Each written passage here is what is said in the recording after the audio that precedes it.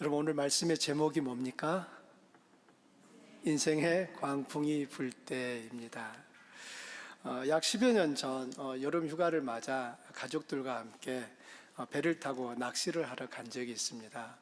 제가 미국에 오면 꼭 해보고 싶었던 일이 배 타고 낚시하러 가는 것이었거든요. 예약한 날 시간에 맞추어 이제 뉴저지에 도착했는데 하얀 요트들이 빼곡하게 들어차 있었습니다. 아직 배를 타기 전인데도 그 요트들을 보는데 너무 마음이 탁 트이고 좋았습니다. 제 것도 아니지만 보는 것만으로도 너무 좋았습니다. 그 사이에 이제 낚싯배가 준비되어 있었는데 그 배에 이제 올라탔습니다. 출발 시간이 되자 배는 이제 부두를 따라 바다로 나갔고요. 날씨는 너무 화창하고 하늘은 맑았습니다. 그 배에 올랐던 사람들은 저마다 기대하는 바가 있었습니다. 무엇이었을까요? 큰 고기를 잡아야지, 많이 잡아야지, 이런 기대들을 가지고 보이지 않는 그 자리 싸움들을 하시는 것이 이렇게 느껴졌습니다. 배는 하얀색으로 페인트 칠을 했고 꽤 컸어요. 그리고 저는 또 어릴 때부터 섬에서 자랐기 때문에 배를 비교적 자주 탈 기회가 있었습니다. 멀미에 대한 염려는 조금도 하지 않았고요. 나도 역시 오늘 큰 고기를 잡아서 아이들에게 보란 듯이 아빠의 위대함을 알려줘야지, 이런 생각으로 가득 찼습니다. 약 한 40분쯤 배가 바다를 달렸고 이제 목적지에 도착을 했습니다. 그런데 그 바다는 한국에서 봤던 바다가 아니었습니다. 갑자기 세찬 바람이 휘몰아치고 파도가 일기 시작한 거예요. 배가 이쪽 저쪽 출렁이기 시작합니다. 아내도 아이들도 이제 구토를 하고요. 그 중에 저는 제일 심하게 구토를 해요. 시작이 되었습니다. 정말 한 발자국도 옮길 수가 없을 만큼 낚싯대를 나눠주는 것을 받아서 이제 던져야 고기를 잡을 거 아닙니까? 낚싯대 던지고 싶은 마음이 없는 거예요. 마음에는 고기고 뭐고 다 필요 없어요. 빨리 배에서 내리고 싶다, 이 마음밖에 없었습니다. 얼마나 시달리고 이제 저뿐만 아니라 배에 타신 여러 많은 분들이 이제 이 세찬 파도와 바람 때문에 고생을 했고요.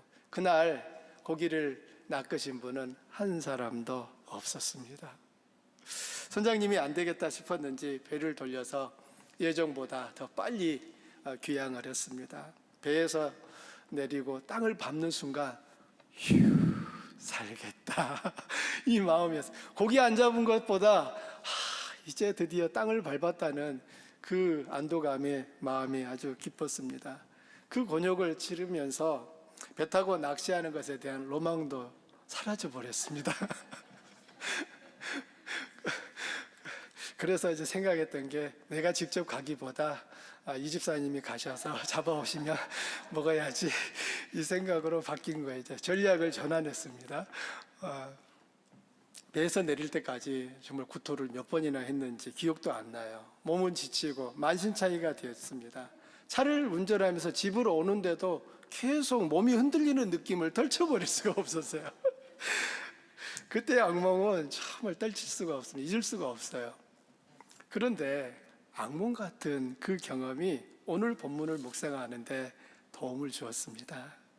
제자들이 겪었을 공포와 고통을 조금이나마 더 이해할 수 있었거든요. 감사함으로 받으면 버릴 것이 없다라는 주님의 말씀처럼 우리의 삶에 있어서 감사함으로 받으면 우리에게 일어나는 그 모든 일들이 그때는 괴롭고 힘들지만 반드시 어느 때인가 우리에게 큰 유익을 가져다 주는 것을 숱하게 경험하고 있습니다. 예수님은 제자들과 함께 호수 저편으로 건너가고자 하셨는데 마가는 그 시간이 저물 때였다고 말합니다. 해가 저물고 저녁이 되는 시간에 예수님은 제자들과 배를 타고 호수를 건너려고 합니다.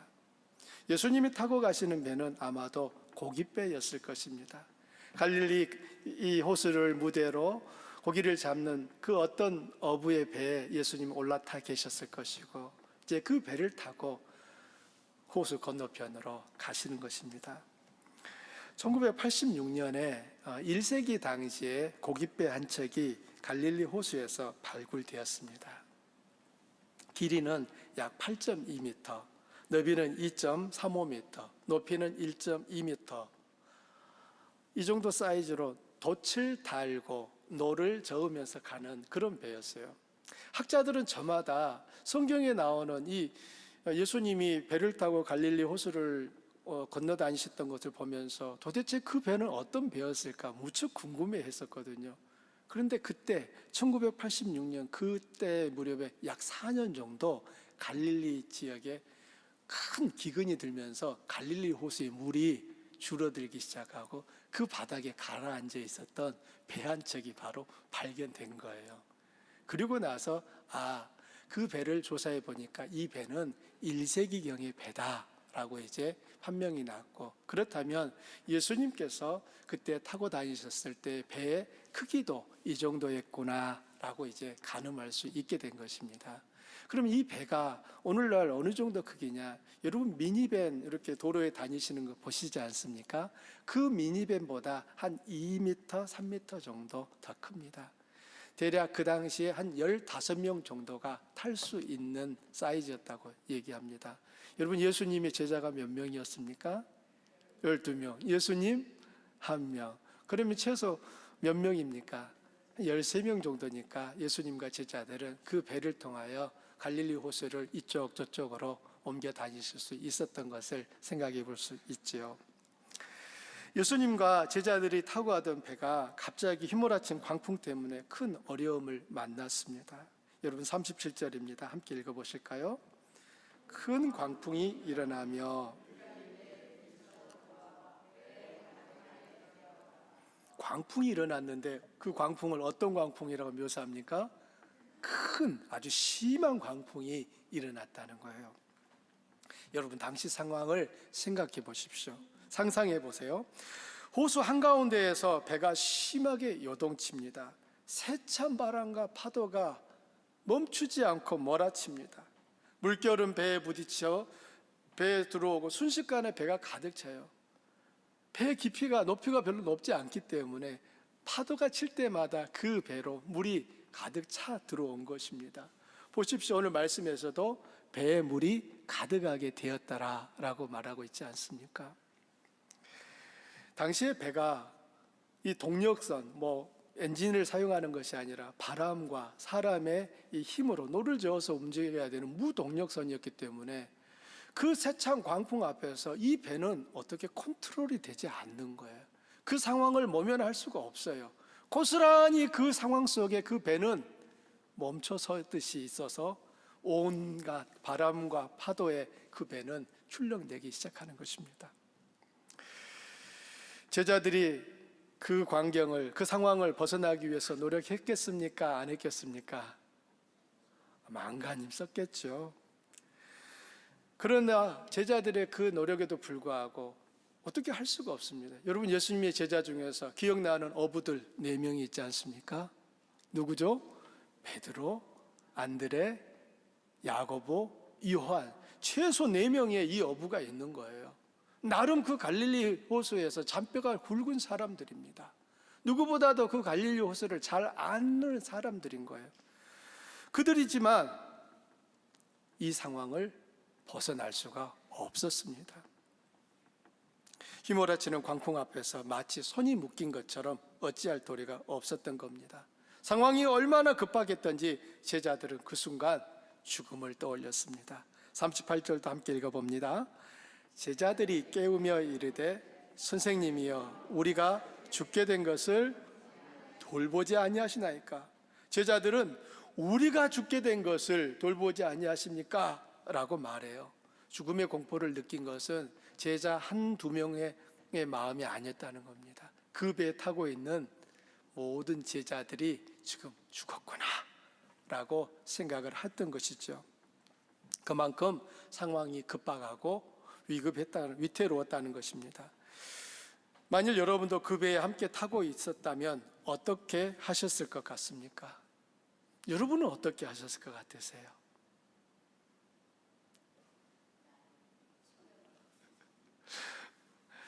당황하는 제자들을 향해서 야, 이 믿음 없는 것들아 하시면서 책망하셨을까요?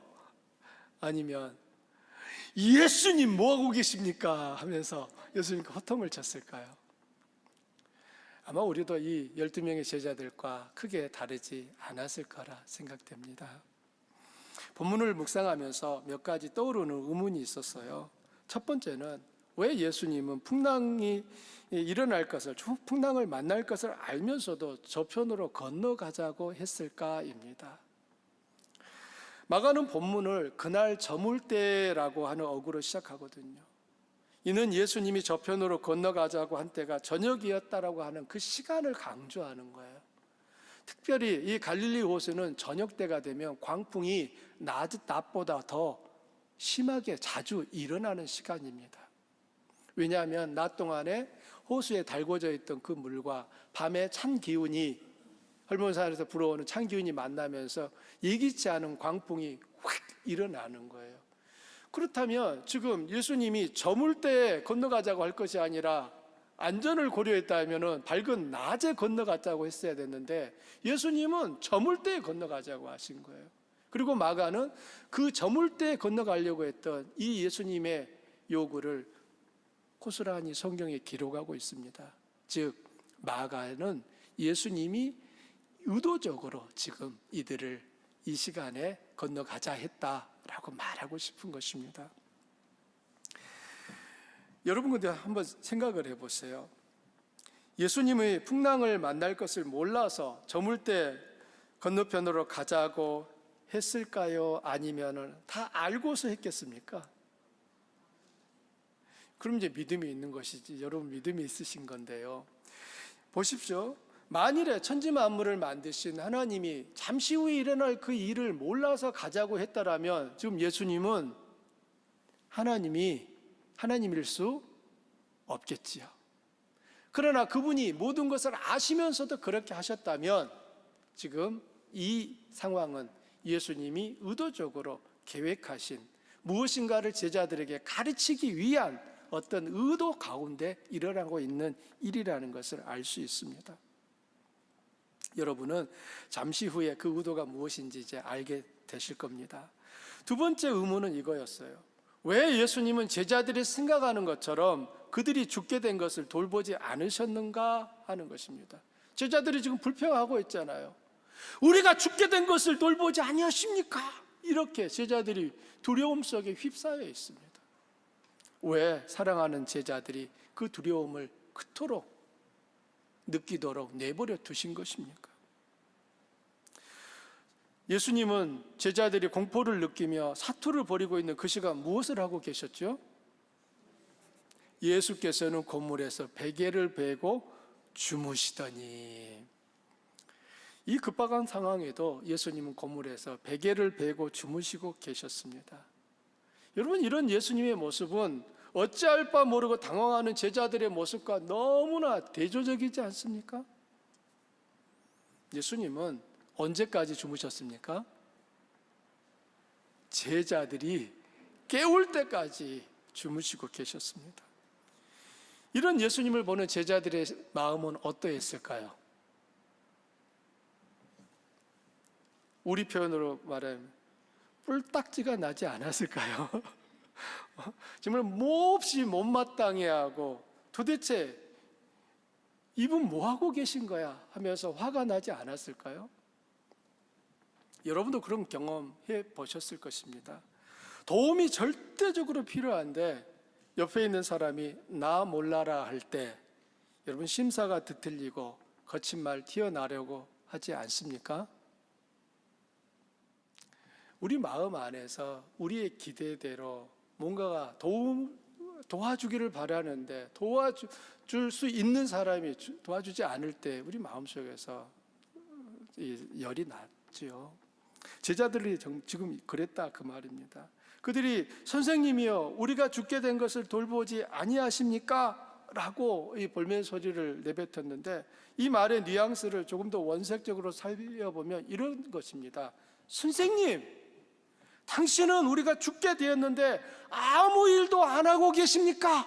이 말인 거예요. 왜요? 자기들은 지금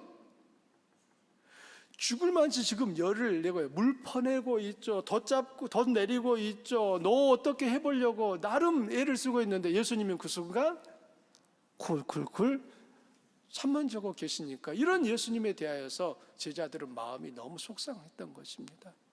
예수님은 아무것도 안 하시는 것으로 제자들에게 보여지는 거예요. 사실 우리들도 살다 보면 그런 생각, 그런 느낌이 들 때가 있지 않으신가요? 나는 죽을 것 같은데, 마음이 심하게 무너져 힘들어 미칠 것 같은데, 도무지 길은 보이지 않고 어떻게 해야 할지 몰라 막막하고 답답한데, 하나님께 음성을 들려달라고, 제발 답을 달라고 부르짖어도 답이 없을 때, 여전히 나를 괴롭게 하는 문제와 어려움은 진행형이고요, 언제쯤 해결된다는 가능성이 보이면 그나마 좀 견딜 수 있을 것 같은데 신락 같은 가능성마저도 보이지 않을 때, 하나님은 나에게 조금도 관심이 없는 것처럼 생각될 때 우리는 초라하고 비참한 마음을 느끼게 됩니다. 도대체 하나님 뭐하고 계세요? 이런 마음이 우리 속에서 치밀어 올라옵니다. 왜 나입니까? 이런 생각들이 올라오지요. 그런데 결론부터 말씀드리면 하나님은 단 한 번도 나를 포기하신 적이 없다는 것입니다. 아멘입니까? 잠에서 깬 예수님은 마치 사람들에게 하듯 바람을 꾸짖으시며 바다에게 잠잠하라, 고요하라고 말씀하셨습니다. 그러자 즉시 바람이 그치고 바다가 아주 잔잔해졌습니다. 그 일을 위해서 무언가 크고 특별한 제스처가 필요하지도 않았습니다. 단지 잠잠하라, 고요하라, 꾸짖고 말씀하셨을 뿐입니다. 그것이 전부였고 그것으로 충분했습니다. 주님은 제자들을 돌아보시며 왜 이렇게 무서워하느냐, 어찌 믿음이 없느냐 하고 말씀하셨습니다. 사랑하는 성도님들, 여러분 지금 그 배에 타고 계시잖아요. 바로 방금 전까지 죽을 것 같은 그 공포 속에 있었는데 갑자기 광풍이 멈추고 호수가 잔잔해지며 파도가 다 사라져 버렸습니다. 여러분 그 순간 무슨 생각이 들었겠습니까? 지금 분위기 나네요. 여러분 그 순간 여러분 마음속에 어떤 마음이 들었겠어요? 도대체 이분 누구야? 지금까지 예수님을 따르고 있어요. 그러나 이 제자들이 이 광풍 속에서 경험한 예수님은 이전에 그들이 알고 있었던 예수님과 또 다른 예수님인 것입니다. 주님이 제자들에게 기대하신 것은 살아있는 믿음이었습니다. 배가 전복될 것 같은 폭풍과 그 위기 속에서도 그들에게 믿음이 있었더라면 그들은 두려움에 사로잡히지 않았을 것입니다. 40절 함께 읽어보시죠. 이에 제자들에게 이르시되 어찌하여 이렇게 무서워하느냐, 너희가 어찌 믿음이 없느냐 하시니. 지금 예수님의 이 물음은 이상하구나 이 말이에요. 어찌 믿음이 없느냐. 지금 예수님은 이 제자들에게 너희들이 믿음이 있었더라면 이런 두려움 가지지 않았을 텐데 라는 그 마음이 예수님 말씀 속에 담겨져 있습니다. 아주 부드럽게 제자들에게 물으시는 것 같지만 그들이 예수님에 대하여 믿지 않음에 대하여 예수님이 책망하고 계신 것입니다.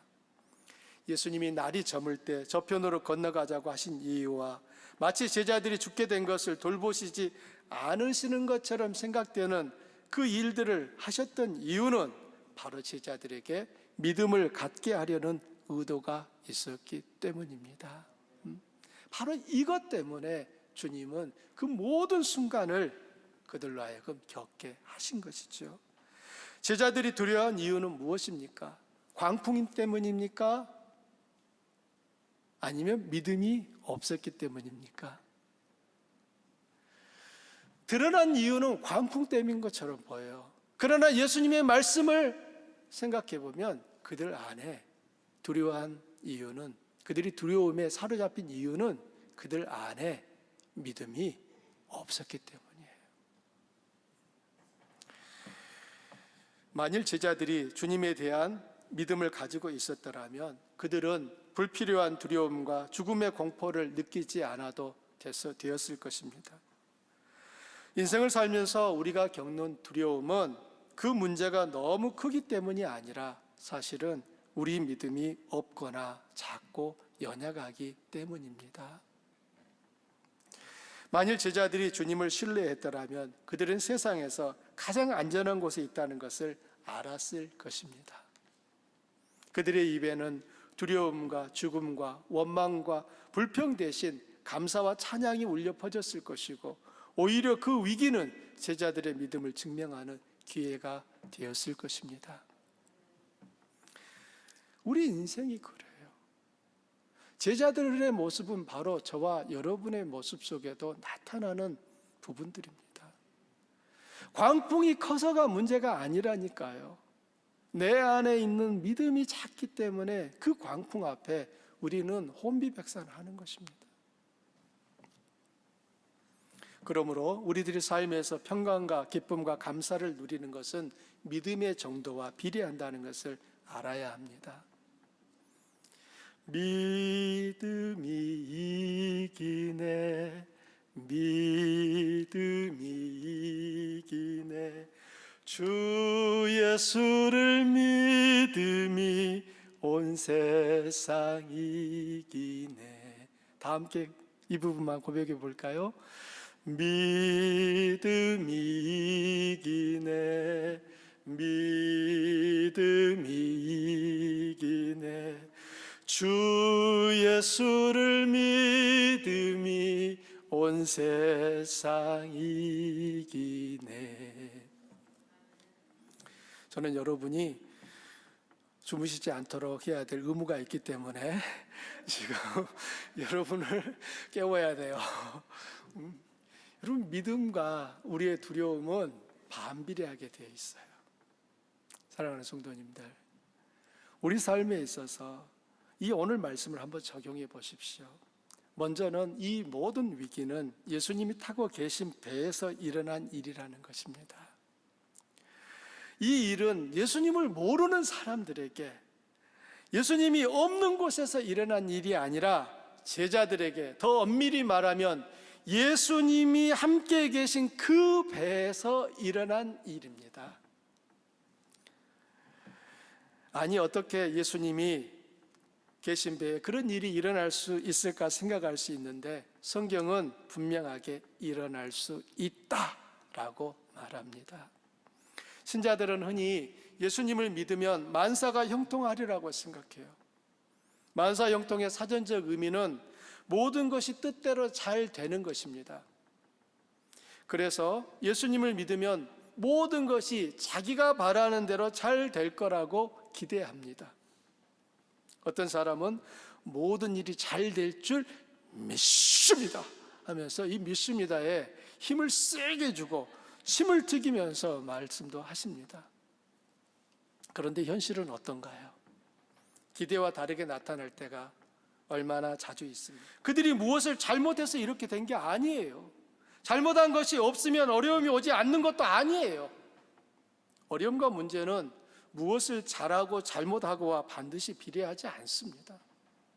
누구에게나 올 수 있다는 것을 기억하셔야 돼요. 나이 많은 사람에게도, 어린 사람에게도, 남자, 여자, 잘난 사람, 못난 사람 모두에게 옵니다. 제가 존경하는 목사님 중에 한 분이 김동호 목사님입니다. 그분은 저를 모르십니다. 그러나 저는 그분을 알죠.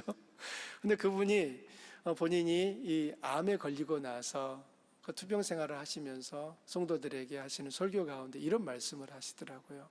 처음에 암 선고를 받고 나서 이제 하나님 앞에 참 마음이 답답하고 이제 기도하시면서 하나님 앞에 이 불평이 터져 나오더라는, 하나님, 제가 어떻게 살겠는지 아시지 않습니까? 제가 나름 하나님 앞에서 진실되게 사역하려고 이렇게 했고 열매도 많이 맺었는데 왜 나에게 이런 암을 주십니까? 라고 투덜투덜 투정을 하시는데, 그때 하나님께서 목사님 마음에 이렇게 물으시는 것 같더래요. 왜 너는 안 되는데? 왜 나입니까? 라고 묻는 목사님에게 하나님의 반응은 왜 너는 안 되는데? 라고 들려왔다는 거예요. 순간 정신이 번쩍 들면서, 아, 그렇지. 왜 나는 암에 걸리면 안 되는 거야? 나는 암에 절대로 걸리면 안 되는 거야? 이 마음이 스스로에게 무너지더라는 거예요. 그래서 그 순간 마음을 바꿨대요. 그렇죠. 저에게도 올 수 있지요. 그러고 나니까 그분은 그 후에 투병의 모든 과정들을 감당할 수 있었고, 더 놀라운 것은 그분이 투병을 하면서 머리가 다 빠졌을 때는 모자를 쓰고 새벽 기도를 매일 아침 인도하셨고, 그 새벽 기도에 유튜브로 참여했던, 코로나 때 참여했던 수많은 성도들, 지금도 참여하고 있는 수많은 성도들이 그 시간을 통하여 하나님에 대한 믿음들을 회복해 가더라는 겁니다. 자신에게 닥친 어려움 때문에 하나님을 원망하고 떠났던 많은 성도들이, 목사님이 그 어려움을 겪으면서도 하나님 앞에 자기의 사명을 다하여 걸어가고 계시는 그 모습 앞에, 아, 하나님은 그럴 수도 있지, 동의가 되고 자신의 문제를 받아들이며 믿음들을 회복하고 하나님께로 나아가는 삶이 일어난다라고 하는 수많은 편지들을 받고 계시다는 그런 말씀을 하시는 것을 들은 적이 있습니다. 사랑하는 성도님들, 우리 삶 속에 있어서 어려움과 문제는 내가 그 일을 잘했고 못했고와 반드시 연결되지 않아요.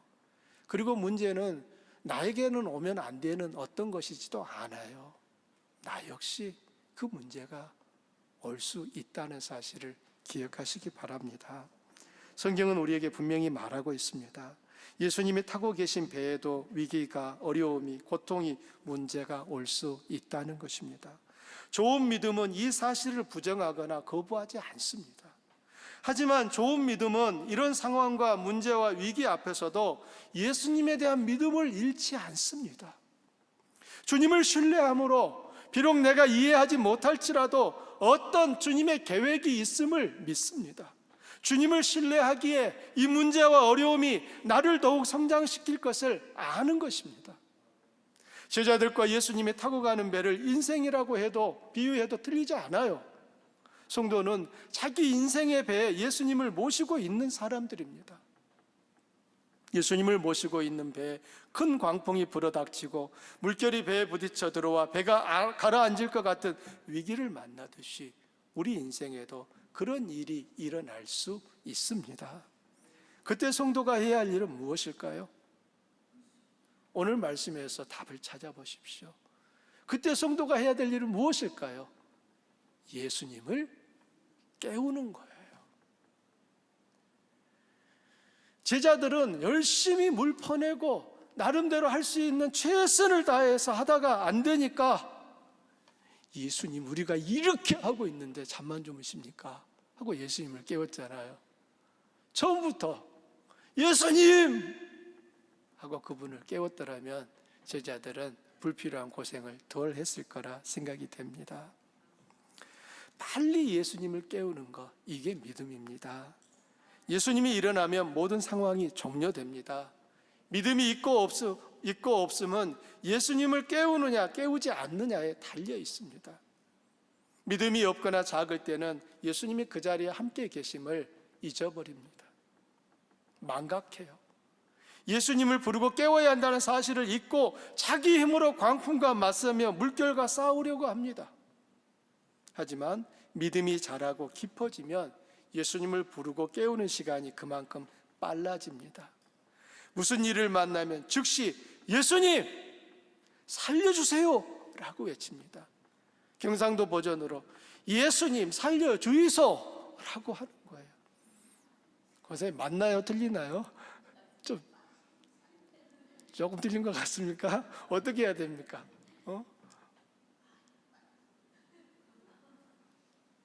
잘 안 들려, 권사님. 제 귀가 조금. 아따마, 빨리 좀 살려주이소. 맞아요. 그렇게 하셔야 되는 거예요. 사랑하는 성도님들, 우리가 할 수 있는 일은 이거예요. 예수님을 깨우는 거예요. 빨리 예수님께 달려가는 거예요. 그동안 수차례 경험한 학습 효과 때문에 시간 낭비를 줄이고 주님 앞에 무릎 꿇고 항복하는 것이 빨라집니다. 이게 믿음이 들어가면 얻는 유익인 거예요. 현재 여러분에게 닥친 광풍은 무엇입니까? 여러분을 두렵게 하며 낙심하게 하는 것이 무엇인가요?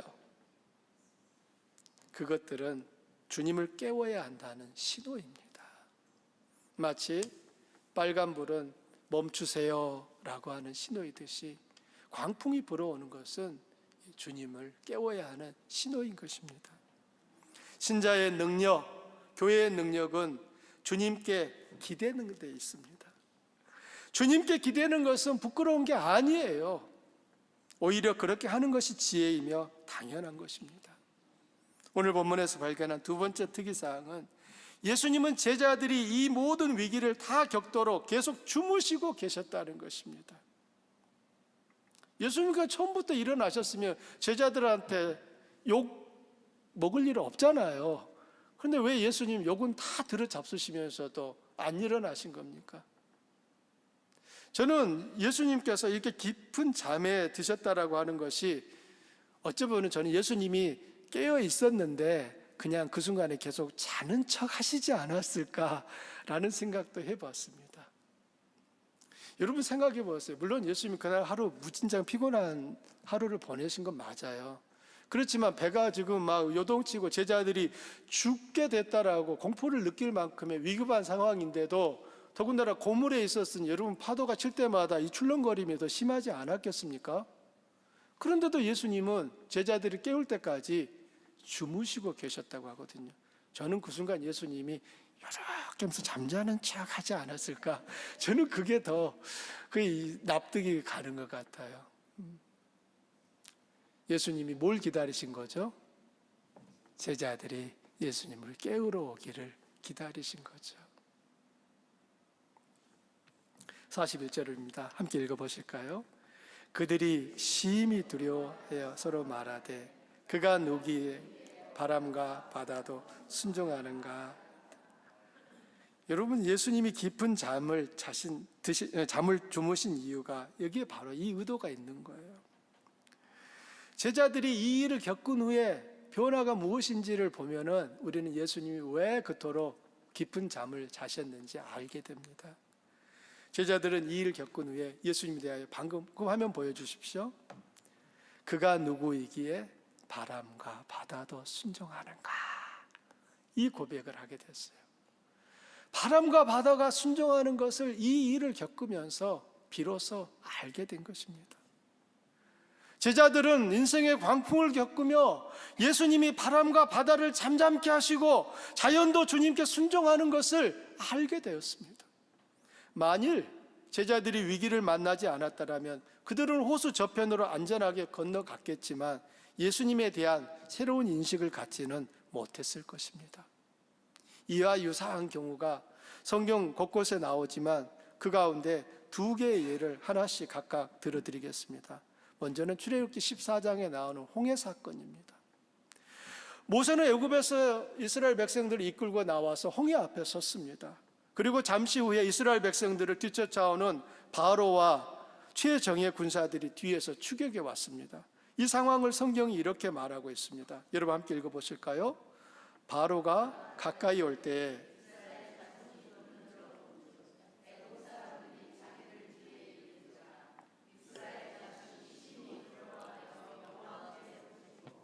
그들이 또 모세에게 이르되 애굽에 매장지가 없어서 당신을 우리를 이끌어내어 이 광야에서 죽게 하느냐? 어찌하여 당신이 우리를 애굽에서 이끌어내어 우리에게 이같이 하느냐? 지금 이스라엘 백성들은 극심한 두려움에 빠져 있습니다. 죽는다. 이제 곧 애굽 군대의 군인들의 칼날에 다 죽겠구나, 이런 상황입니다. 그들의 입에서는 원망과 부르짖음이 터져 나왔고요. 또 그 일은 이 죽고 싶지 않은 그 마음 때문에 모세에 대한 원망과 또 이 끊임없는 투정으로 애굽에 매장지가 없어서 이곳까지 끄집어내서 우리를 죽게 하냐고 하는 이러한 불평으로 터져 나오는 것입니다. 그들 중 누구도 우리는 살 거다라는 희망을 가지지 않았습니다. 그런데 참 흥미로운 것은 이스라엘 백성을 지금 이 자리까지 이끌고 오신 분이 모세가 아니라 하나님이라는 사실입니다. 출애굽기 14장 1절 2절에 그 사실을 이렇게 말하고 있습니다. 여호와께서 모세에게 말씀하여 이르시되, 누가요? 여호와가 이스라엘 자손에게 명령하여 돌이켜 바다와 믹돌 사이에 비하히로답 곧 바알스본 맞은편 바닷가에 장막을 치게 하라. 여호와 하나님이 그들을 지금 이곳으로 인도하신 것입니다. 이스라엘 백성들의 말대로 그들을 죽이시려고 애굽에 매장지가 없어서 홍해까지 인도하신 겁니까? 그렇지 않습니다. 백성들은 매장지가 없어서 죽이려고 이곳으로 이끌어냈습니까? 하고 있지만 하나님은 전혀 다른 계획을 가지고 계셔서 그들을 여기까지 이끌어내신 것입니다. 우리는 모세의 말에서 그 해답을 찾을 수가 있어요. 14장 13절에 있는 말씀입니다. 모세가 백성에게 이르되, 너희는 두려워하지 말고 가만히 있어서 여호와께서 오늘 너희를 위하여 행하시는 구원을 보라. 너희가 오늘 본 애굽 사람을 영원히 다시 보지 아니하리니 여호와께서 너희를 위하여 싸우시리니 너희는 가만히 있을지니라. 하나님이 이스라엘 백성들로부터 그 듣지 않으셔도 될 욕을 들어 잡수시면서도 이스라엘 백성들을 여기까지 이끌어 오신 그 이유가 여기에 있습니다. 여호와께서 행하시는 구원을 보게 하려고, 여호와께서 그들을 위하여 싸우시는 것을 알게 하여 하나님을 신뢰하고 따르도록 하시려고 여기까지 이끄셨다는 겁니다. 또 하나의 예는 나사로의 죽음입니다. 오빠 나사로가 중병이 들자 여동생 마르다와 마리아는 사람을 보내어 예수님이 빨리 오시기를 요청했습니다. 예수님은 그 전가를 받고도 움직이지 않았어요. 오히려 더 그곳에 이틀을 머무셨습니다. 요한복음 11장은 그런 예수님을 이렇게 묘사하고 있습니다. 여러분 함께 읽어보십시오. 예수께서 본래 마르다와 그 동생과 나사로를 사랑하시더니 나사로가 병들었다 함을 들으시고 그 계시던 곳에 이틀을 더 유하시고. 여러분 안 맞아요. 여러분 지금 어떻게 이 말씀을 보셨는지 모르겠지만 전체 지금 문맥이 안 맞아요. 앞에 내용과 뒤에 내용이 안 맞는단 말이에요. 앞에서는 지금 뭐라고 했습니까? 예수께서 마르다와 동생과 나사로를 사랑하셨다라고 해요. 근데 뒤에 나오는 문장은요, 예수님이 나사로가 병들은 것을 듣고도 이틀을 더 머물렀다고 얘기해요. 여러분 어떻게 해야 이 말씀은 맞는 표현이 되겠습니까? 그들을 사랑하셔서 나사로가 병들었다는 소식을 듣자마자 예수님이 가셨더라, 이렇게 해야 이게 맞는 거예요. 근데 지금 성경은 반대로 얘기해놨어요. 그럼 예수님이 사랑 안 하신 겁니까? 이때는 사랑 안 하신, 전에는 사랑했는데 나사로가 병들었다는 소식을 듣는 순간 마음이 바뀌신 겁니까? 아니죠. 예수님이 이틀을 더 머무는 사이에 나사로는 어떻게 되었습니까? 죽어버렸어요. 예수님이 도착했을 때는 나사로가 죽고 나서 4일이 되었을 때입니다. 벌써 무덤 속에 묻혀 있었고요, 시체 썩는 냄새가 무덤 앞에서 스멀스멀 풍겨지고 있었습니다. 늦게 온 예수님을 만났을 때 마르다와 마리아는 어떠했을까요? 자, 이번엔 여러분이 마르다하고 마리아라고 생각해 보십시오. 오빠 소식을 전했는데 예수님이 이틀이나 더 머물다가 장례 끝나고 오셨어요. 여러분이 마르다와 마리아입니다. 여러분 어떻게 하셨겠습니까?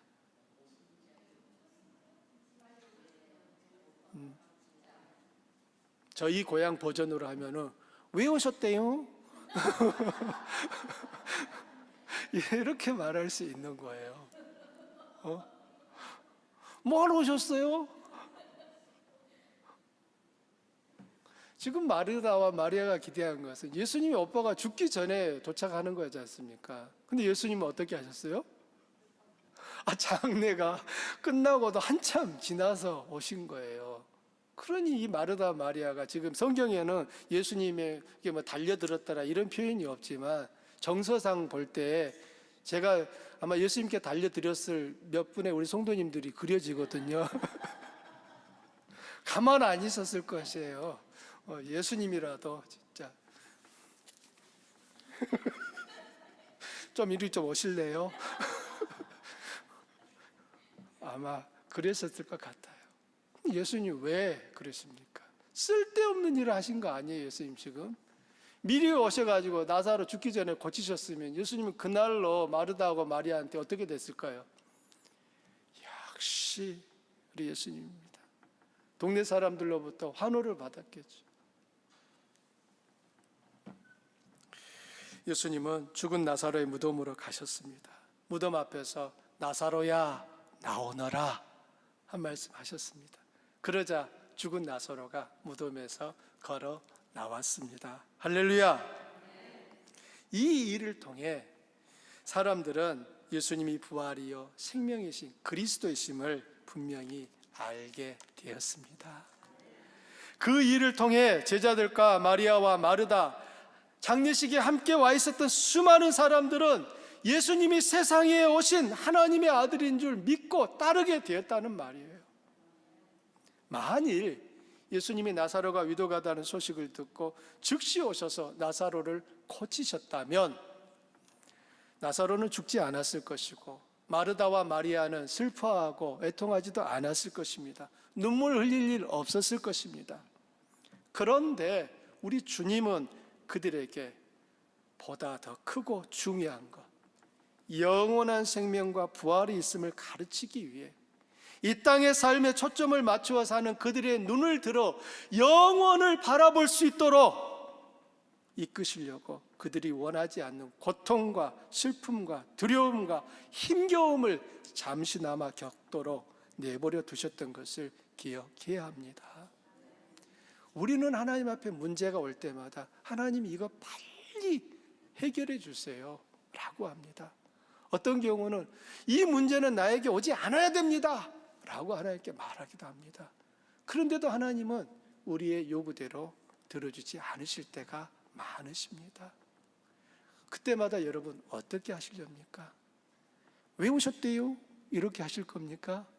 아니면 주님, 저는 그래도 주님께서 이 일을 통하여 이 땅에 가서 매여있는 내 눈을 들어 영혼을 바라보게 하시는 기회인 줄로 믿습니다 하고 신뢰하실 것입니까? 말씀을 맺고자 합니다. 예수님이 타고 계신 배도 큰 광풍을 만나 파산의 위기를 겪은 것처럼 예수님을 믿는 우리 인생에도 광풍과 세찬 파도와 배가 가라앉을 것 같은 위기와 두려움과 고통이 올 수 있습니다. 그러나 우리 인생의 배가 위기를 만나 심하게 요동칠 때도 그 배에 주님이 함께 계심을 기억하셔야 합니다. 그리고 주님께 나아가셔야 하는 거예요. 그럴 때 우리는 살아계신 하나님의 능력을 경험하고 그분에 대한 굳은 믿음을 가지게 되는 것입니다. 주님은 잠잠하라, 고요하라 한마디 말씀으로 모든 상황을 종료하실 수 있음에도 불구하고 그분은 우리를 깨우치시고 새롭게 하기 위해 우리로 하여금 그 모든 힘든 과정과 상황을 겪게 하십니다. 우리 모두는 주님의 큰 뜻을 헤아리기에는 너무나 작고 부족합니다. 우리에게 필요한 것은 하나님을 이해하는 것이 아니라 그분을 신뢰하는 것입니다. 이해하려고 하지 마세요. 하나님을 이해할 수 없어요. 우리가 할 수 있는 것은 하나님을 신뢰하는 것입니다. 하나님을 믿는 것입니다. 이해가 안 되지만 하나님을 믿는 거예요. 무엇을 보고? 아들까지 나를 위하여 십자가에 못 박은 그 하나님의 사랑을 기억하며 이해되지 않는 이 상황을 믿음으로 반응하는 것입니다. 주님의 사랑은 언제나 솜사탕처럼 달지만은 않습니다. 때로는 한약처럼 쓰지만 그 사랑은 변함이 없고 우리를 새롭게 하며 살리는 것입니다. 그 사랑을 마음에 새기며 그분을 신실하게 바라보는 사람이 세상을 이깁니다. 저와 여러분이 바로 그런 사람이 되기를 바랍니다. 아멘. 우리 말씀 생각하면서 함께 기도하시죠.